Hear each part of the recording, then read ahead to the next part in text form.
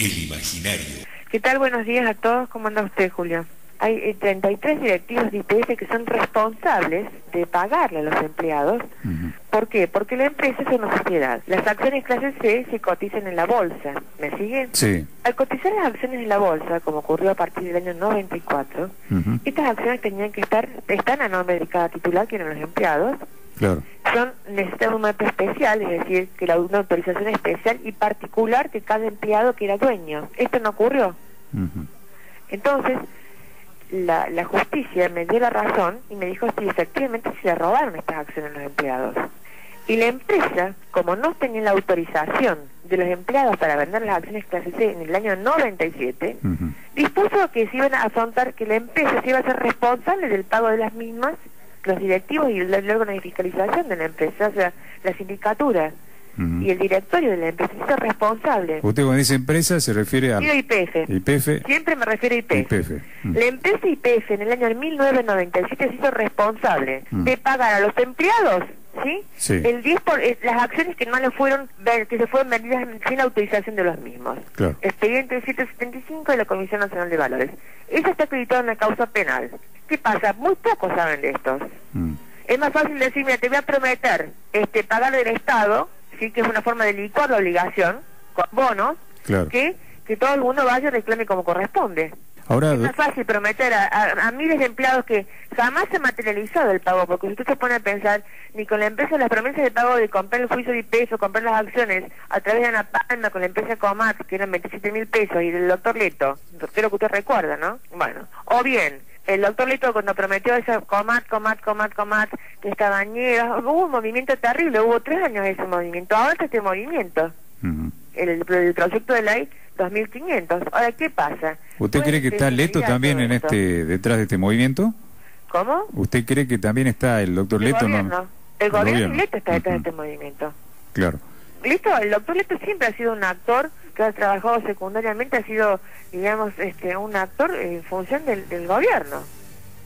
Sí. Convengamos que el decreto 1075, bueno, si usted quiere que hablamos finamente de esto, fue responsable del dictado 1077, es decir, el decreto de todo el mundo lo hicieron el banco o vender en financieras.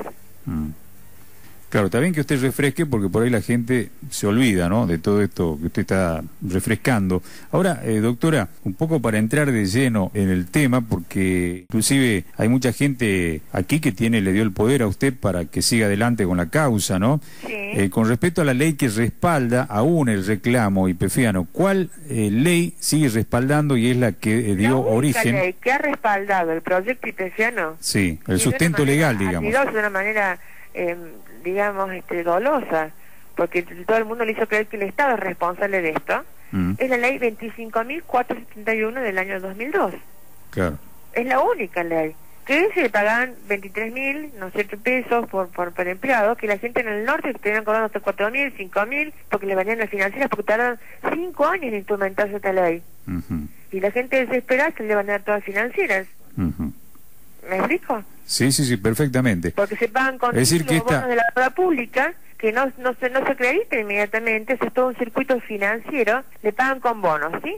Los bonos no se pagan inmediatamente, tienen un periodo para que se paguen de tiempo. Claro, esta pregunta viene por lo siguiente, doctora. Usted sabe que en medio de todas estas discusiones, porque no solamente es el proyecto 2500, hay varios proyectos. Hay varios proyectos, a veces, hay 5 proyectos de ley. Claro, se les dice al ex IPFiano, no, ustedes ya olvídense de las leyes, olvídense de las acciones, ya no existen, pero usted nos dice que legalmente a cada uno de los ex IPFianos está amparado todavía sus derechos. Lo único que tiene peso acá, usted me preguntó, ¿cuál es el proyecto de ley que actualmente está vigente?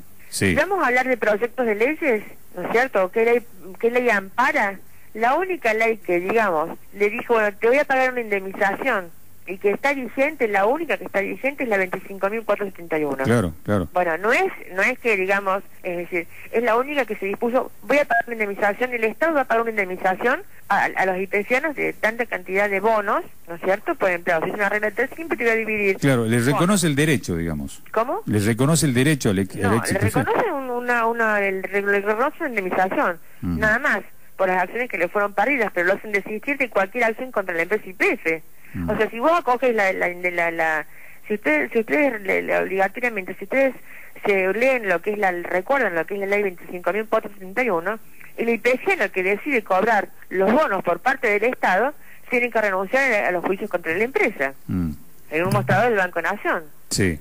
O sea que el Estado está favoreciendo a la empresa y no a los trabajadores. ¿Por qué? Porque le dan 2 mangos locos al trabajador y se quedan con las acciones. Esa fue la denuncia que yo radiqué, ¿sí? Sí. Y que realmente el gobierno, porque uno tiene que desistir de la acción y del derecho. Entonces, ¿qué pasa?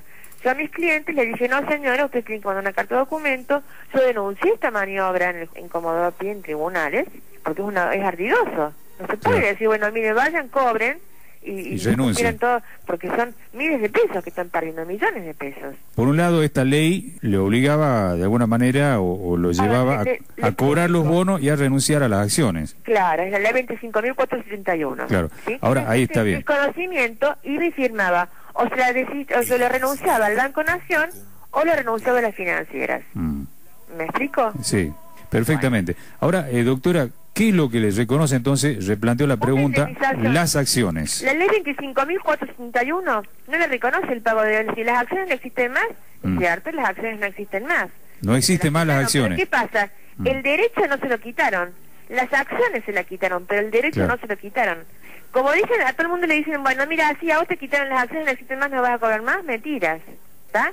El derecho no se lo quitaron, las acciones sí se la quitaron. Entonces, mediante ese engaño, la gente va, firma, dice, ay no, la gente ya van y están 11 años con un proyecto de ley. 2002, estamos en el 2010, salió esta ley en el 2002, y la gente cobró miserias. ¿Quién sacó un proyecto de ley como por ejemplo, la 2500? ¿Cuánto tiempo va a tardar? Se va a morir la gente. Va a esperar 5 años más, 6 años más. No, hay gente que se está muriendo, lamentablemente, bueno, ¿no? Lamentablemente, o sea, mucha gente. La única causa que está viva es la causa 85-68, en donde el derecho del trabajador, del empleado, del socio de la empresa, porque eran el 10% socios de la empresa, está vigente. ¿Me explico?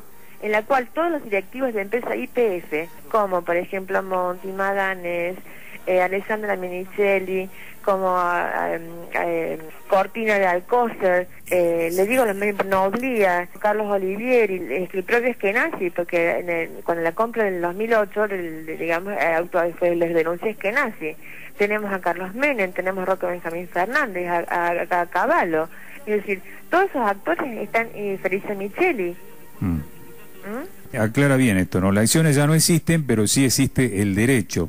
Y es allí donde usted... Pero las acciones se desaparecieron recién en el año 2007. Fíjese usted todo lo que el Estado, cómo maniobró todo esto, con estos proyectos de ley, para favorecer siempre a la empresa y no a los trabajadores.